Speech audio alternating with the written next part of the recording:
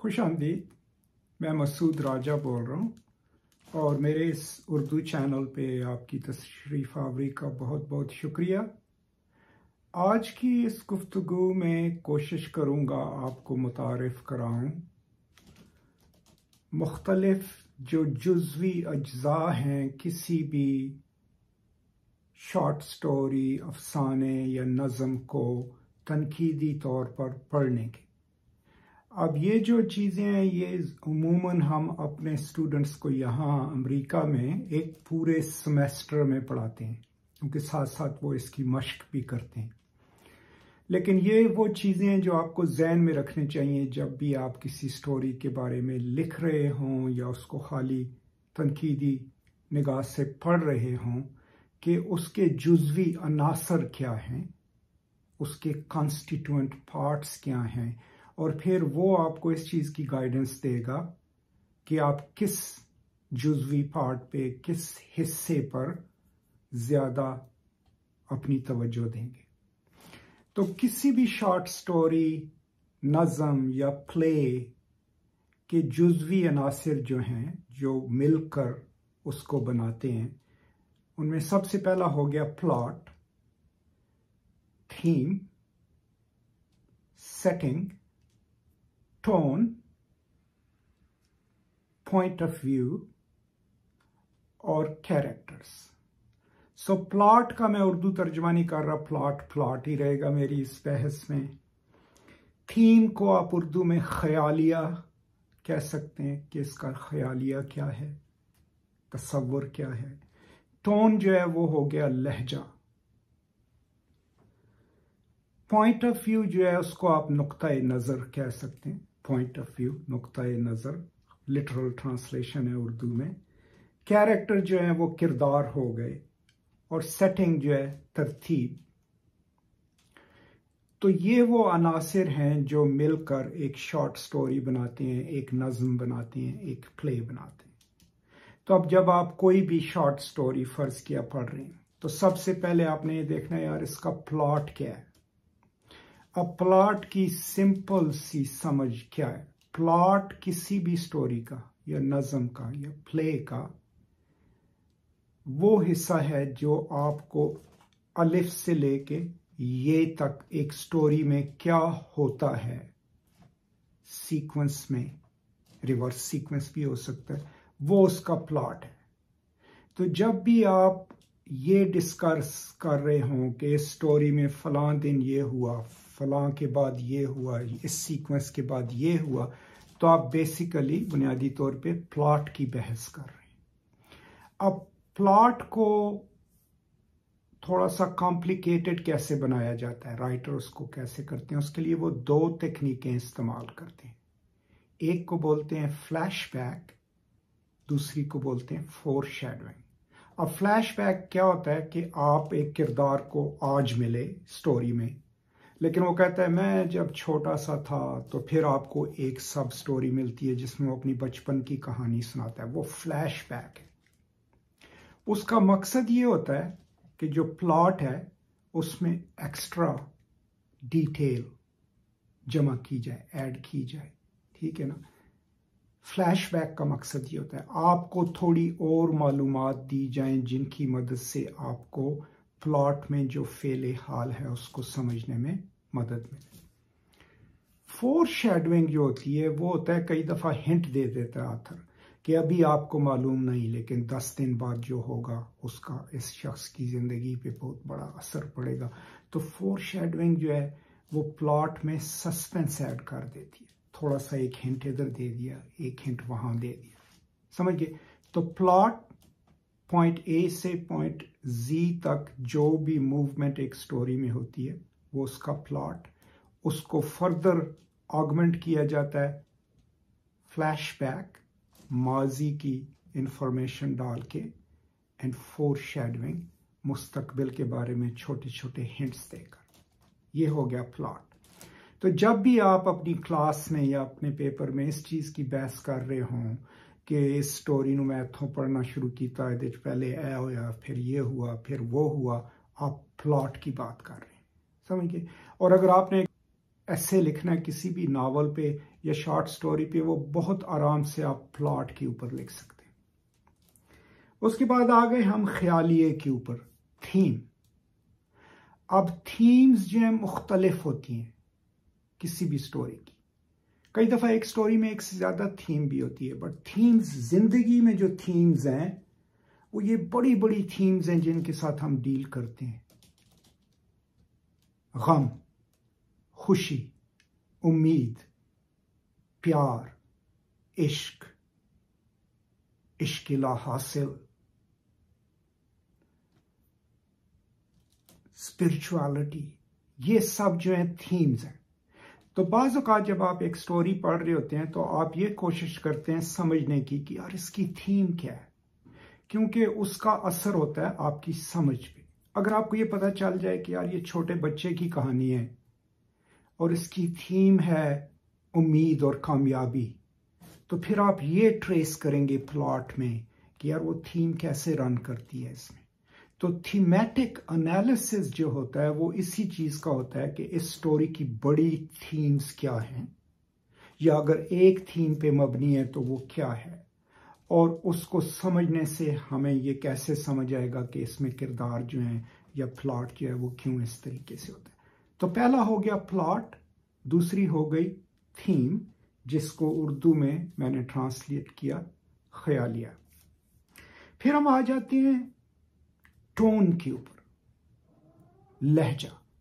अब ये बहुत अहम है किसी भी स्टोरी में या नज़म में। आपने ये देखना है कि उस स्टोरी की टोन क्या है, क्योंकि अगर आप टोन मिस कर गए तो आप मतलब मिस कर जाओगे। अब जिंदगी में भी आप देखो, जब आप टोन मिस कर जाते हो किसी की भी तो मिसअंडरस्टैंडिंग्स हो जाती हैं। कितनी दफा आपके किसी दोस्त ने आपको कहा होगा यार आप नाराज हो गए हो, मैं तो मजाक कर रहा था, समझिए। तो मतलब उसका ये है, उसका मतलब ये है कि यार मेरी टोन जो है वो मजाहिया थी, आपने उसको सीरियस समझ लिया, जिसकी वजह से आप मेरे से नाराज हो गए। तो टोन को समझना बहुत अहम है किसी भी स्टोरी को समझने के लिए। ये जानना कि क्या ये तंजिया कहानी है, क्या ये मजाहिया कहानी है, क्या ये सीरियस टोन है। क्योंकि अगर आप टोन मिस कर जाएंगे तो फिर आप स्टोरी का जो पूरा मकसद है वो कंप्लीटली मिस कर जाएंगे और उसको मिस रीड करेंगे, या वैसे ही नाराज हुए रहेंगे या गुस्से होते रहेंगे। तो प्लॉट, उसके बाद ख्यालिया, थीम, और उसके बाद हम आ गए टोन के ऊपर, लहजा। ठीक है, फिर लहजे में ये भी देखना है कि क्या ये अदबी जुबान है या आम शहरियों की जुबान है, क्या ये नज़म है, और अगर नज़म है तो कौन सी नज़म है, फैज़ अहमद फैज़ की नज़म है, इकबाल की नज़म है, गालिब की नज़म है, राइट। तो टोन की बहुत अहमियत है किसी भी अदब को और अदबी तहरीर को समझने में। फिर हम आ गए पॉइंट ऑफ व्यू की तरफ, नुक्ता-ए नज़र। अब ये भी बहुत अहम है। आपने सबसे पहले ये देखना है कि ये जो स्टोरी आप पढ़ रहे हैं उसमें जो नरेटर है, क्या वो ओमनेशंट नरेटर है। ओमनेशंट का क्या मतलब हुआ कि हर जगह मौजूद, कि क्या ऐसा नरेटर है जो जब भी आपको एक नया किरदार मुतारिफ कराता है तो आपको ये भी बताता है कि ये वहाँ रहता था, इसके जहन में इस वक्त ये सोचें।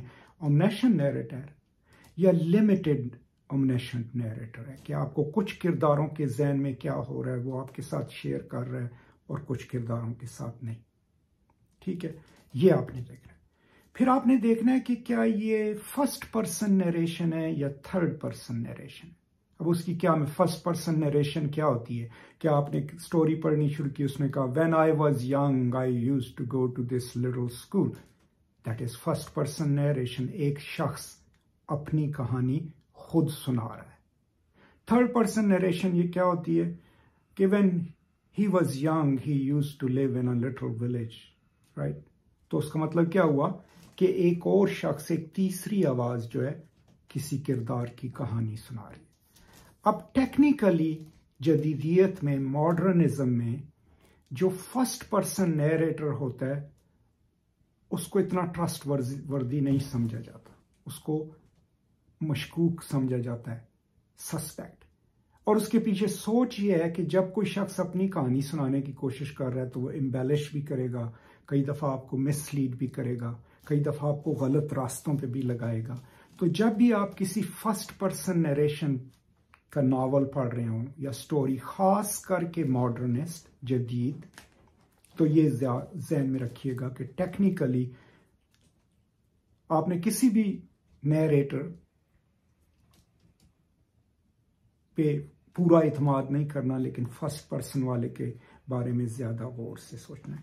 तो अभी हमने कवर क्या कर लिया? प्लॉट, थीम, ख्यालिया, टोन, लहजा और पॉइंट ऑफ व्यू, नुक्ता-ए नजर। फिर सबसे अहम किसी भी शॉर्ट स्टोरी या नावल में होते हैं उसके किरदार। कई दफा आप सिर्फ एक या दो किरदारों के ऊपर पूरा पेपर लिखते हो, समझिए। अब किरदार मुख्तलिफ किस्म के होते हैं। एक वो हैं जिनको हम बोलते हैं राउंड कैरेक्टर्स, दूसरे को हम बोलते हैं फ्लैट कैरेक्टर्स। राउंड कैरेक्टर वो होते हैं जो कहानी के दौरान जिनके किरदार में तब्दीली आती है, उनको कोई तजर्बा होता है, उनकी सोच बदली होती है, उनकी जिंदगी में कोई तब्दीली आती है, वो जहां से शुरू होते हैं वहां नहीं रहते कहानी के आखिर तक, वो होते हैं राउंड कैरेक्टर्स। राउंड कैरेक्टर्स ज्यादातर जो है मेन किरदार होते हैं किसी भी स्टोरी के। फ्लैट कैरेक्टर्स हमेशा वो होते हैं जो कहानी के प्लॉट के दौरान बदली नहीं होते, जिनकी आदत, जॉब, एक्टिविटीज वही रहती हैं। ज्यादातर विलन्स जो हैं वो फ्लैट कैरेक्टर होते हैं।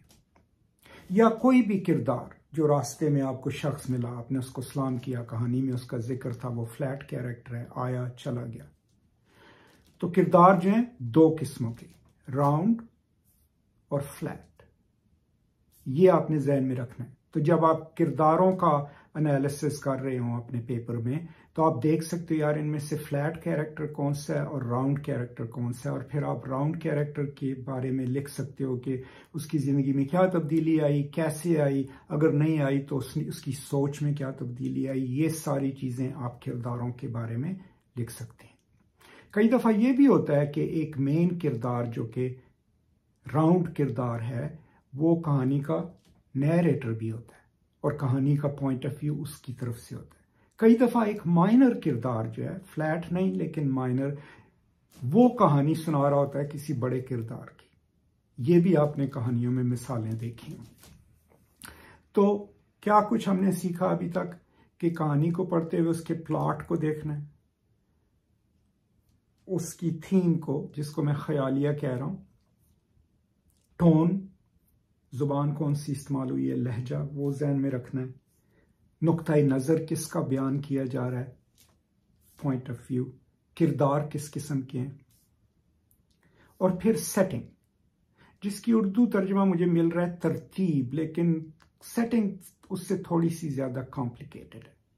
अब सेटिंग जो होती है कहानी की, वो दो किस्म की होती है। एक, किस जगह पे कहानी की सेटिंग है, कहाँ पे, किस शहर में, किस गांव में, किस मुल्क में कहानी सेट है।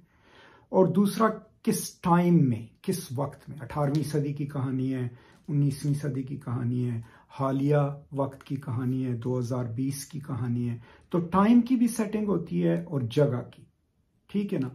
अब फिर वो आपने ये देखना होता है, सेटिंग से आपको फायदा ये होता है कि अगर आपने एक नावल जो है वो जमैका में लिखा, में उसकी सेटिंग है, तो उस नावल को अच्छी तरह समझने के लिए आपको थोड़ा सेटिंग को भी समझना पड़ेगा कि यार जमैका की तारीख क्या है, जिस शहर में ये कहानी हो रही है उसका कल्चर क्या है, उसमें किस तरह के लोग रहते हैं, उसकी हिस्ट्री क्या है। सेटिंग की बहुत अहमियत है। अब सेटिंग के अंदर जो किरदार जो हैं, उनके जो एक्शंस होते हैं, जो वो अमाल करते हैं, वो भी सेटिंग के साथ एक्सप्लेन कर सकते हैं। आप देखें कि एक किरदार है, जब वो दोस्तों के दरमियान स्कूल में है तो वो हंस रहा है, मजाक कर रहा है, समझिए, लेकिन वो घर जाता है तो बिल्कुल खामोश, डरा हुआ है, समझिए।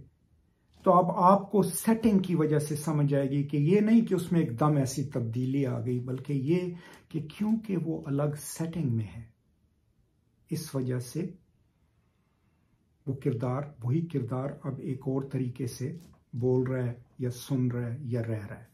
अब सेटिंग, एक तो बड़ी सेटिंग होती है नावल की कि ये 19 सदी का लंदन में नावल है, ठीक है ना, तो टाइम का भी आपको पता चल गया, जगह का भी। फिर हर नावल के सीन में अलग से, फ्रेंच इसको बोलते हैं mise en scene, what is in a scene, right, mise en scene, right. तो मुख्तलिफ सीनों की सेटिंग भी अलग होती है कि ये कमरे में बैठे हुए हैं, ये बाहर बैठे हुए हैं। तो सेटिंग को समझने से आपको ये समझ आ जाएगी कि किरदार कहाँ पे है और क्या कर रहा है, उसको खतरात हैं तो कहाँ से खतरा आ रहा है। अगर वक्त की सेटिंग पे नज़र रखेंगे तो आपको ये समझ आ जाएगी कि यार इनकी ये सियासी नज़रियात इसलिए हैं, ये वाली चीज़ें हो रही हैं जिसकी वजह से ये किरदार जो है कहानी में ये कर रहा है, नॉवेलिस्ट हमें ये सिखाने की कोशिश कर रहा है।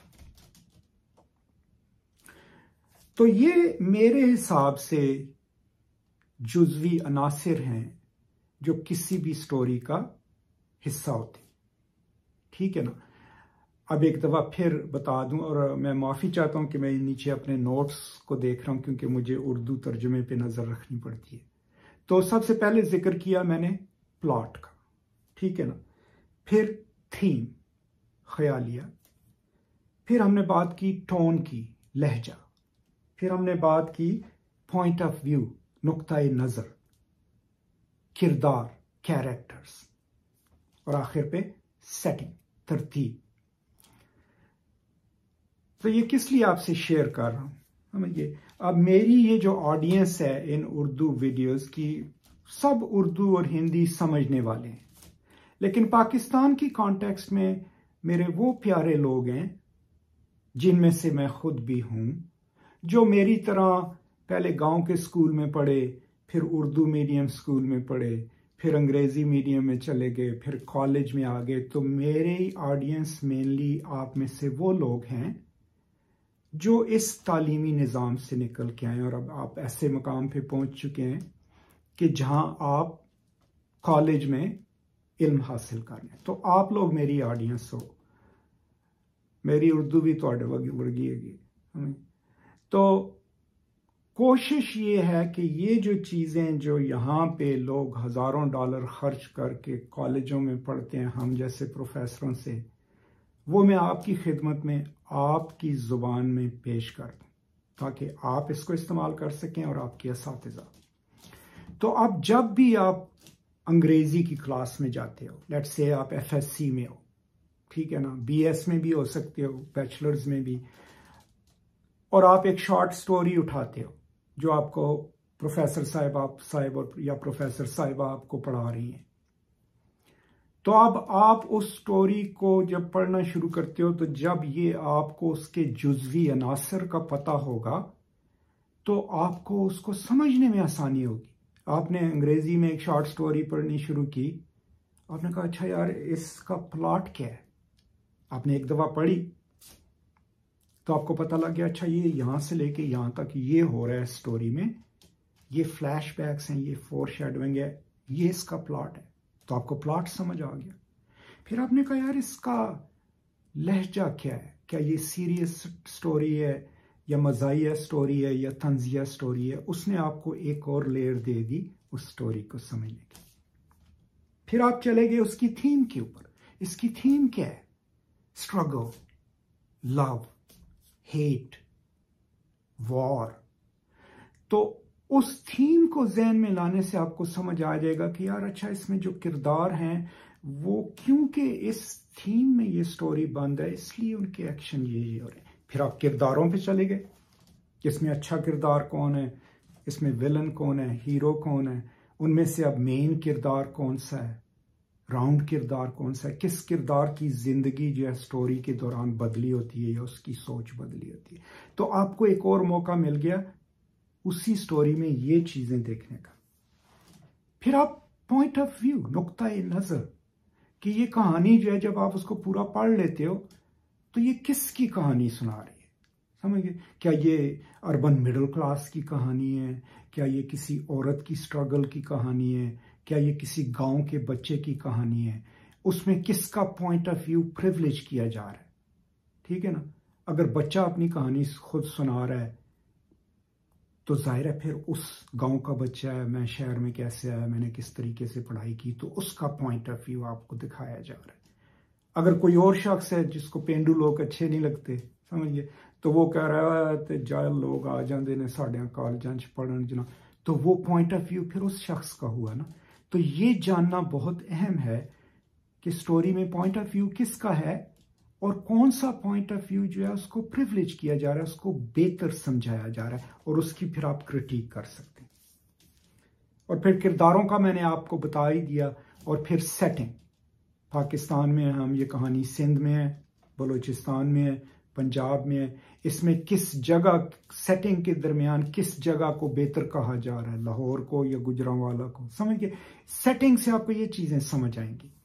तो जब भी आप अगर ये चीजें आप जहन में रखें, ये जुज़वी अनासिर जो किसी भी नज़म, प्ले, शॉर्ट स्टोरी या नावल का हिस्सा होते हैं, जिनके बगैर ये कहानियां नहीं बन सकती, जब आप ये जहन में रखेंगे तो आपको किसी भी नावल के बारे में लिखने या क्लास में बोलने, प्रेजेंटेशन करने में आसानी होगी। अब ये देखें, आप जहन में रखें, मुझे एक प्रोफेसर साहब ने इसी चैनल पे बताया कि उनकी एक स्टूडेंट ने एक मेरी वीडियो देखी और फिर उसमें जो थोड़ा सा इल्म था उसको इस्तेमाल किया अपनी प्रेजेंटेशन में।